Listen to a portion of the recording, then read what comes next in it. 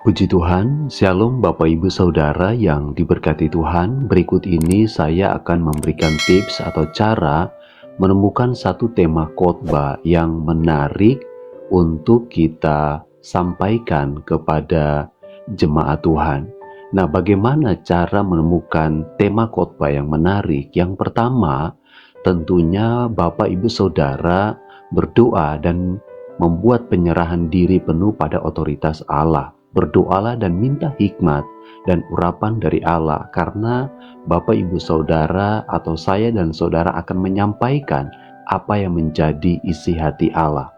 Yang kedua, perhatikan jemaat Bapak Ibu. Perhatikan apa yang mereka bicarakan. Tanyakan apa yang menjadi kekhawatiran dan sukacita mereka. Dengarkan perbincangan mereka.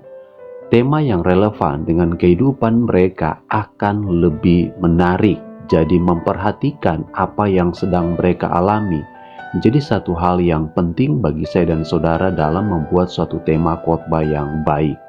Yang ketiga, refleksi sebuah peristiwa terkini.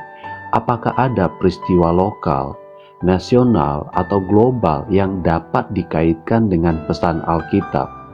Tema yang terhubung dengan isu terkini akan terasa lebih dekat dan penting bagi jemaat. Jadi kita melihat juga situasi yang saat ini sehingga kita bisa memberikan tema yang tepat tentunya kepada jemaat Tuhan. Yang keempat, yaitu menggali kebenaran firman Tuhan. Luangkan waktu Bapak Ibu Saudara untuk membaca Alkitab secara teliti dan berulang. Perhatikan secara teliti dan berulang ayat-ayat yang menarik perhatian Bapak Ibu Saudara. Renungkan maknanya dan temukan bagaimana ayat-ayat tersebut dapat diangkat menjadi sebuah tema yang baik dan relevan untuk disampaikan kepada sidang jemaat Tuhan. Luangkan waktu Bapak Ibu Saudara untuk menggali rahasia-rahasia kebenaran firman Tuhan.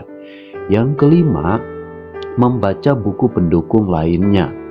Kita membutuhkan buku-buku pendukung lainnya, misalnya artikel atau sumber-sumber lain yang membahas tentang topik teologis, sosial, dan budaya.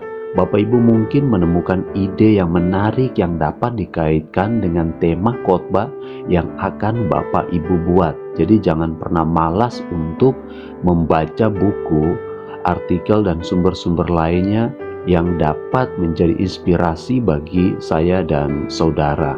Ini tentunya sangat baik untuk menambah wawasan kita untuk lebih luas lagi. Yang keenam, yaitu khotbah orang lain. Dengarkan khotbah dari pendeta lain, baik secara langsung maupun online.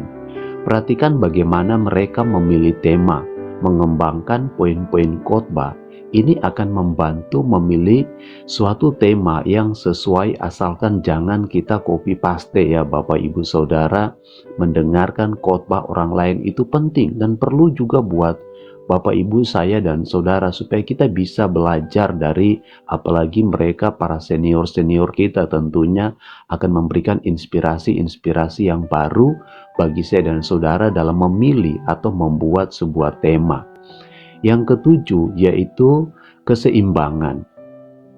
Yang ketujuh ini yaitu pilihlah tema yang seimbang antara doktrin Alkitab dan aplikasi praktis. Jemaat ingin memahami kebenaran Alkitab, tetapi mereka juga ingin tahu bagaimana kebenaran itu dapat diterapkan dalam kehidupan mereka sehari-hari. Jadi yang ketujuh ini, pilihlah tema yang seimbang antara doktrin Alkitab. Mungkin Bapak Ibu Saudara yang mendengarkan catatan saya ini berbeda doktrinnya dengan saya atau mungkin gereja-gereja lain. Buatlah suatu tema yang sesuai dengan kondisi gereja kita. Yang kedelapan, kebaruan. Cobalah untuk menemukan tema yang segar yang belum pernah dibahas oleh orang lain sebelumnya dalam sebuah khotbah atau mungkin Bapak Ibu Saudara. Hal ini akan tentunya membuat jemaat lebih antusias atau tertarik mendengarkan khotbah dari Bapak Ibu Saudara. Cobalah untuk menemukan tema yang belum pernah Bapak Ibu bahas. Kemudian yang kesembilan, memiliki suatu keberanian dalam membuat suatu tema. Jangan takut untuk membahas tema yang sulit atau kontroversial.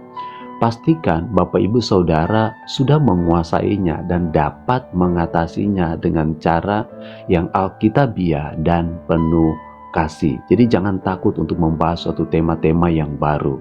Yang terakhir, ingatlah untuk selalu berdoa terlebih dahulu, meminta pimpinan Allah sebelum dan sesudah menyiapkan khotbah yang akan Bapak Ibu sampaikan. Selamat melayani, tetap dalam urapan Tuhan. Shalom.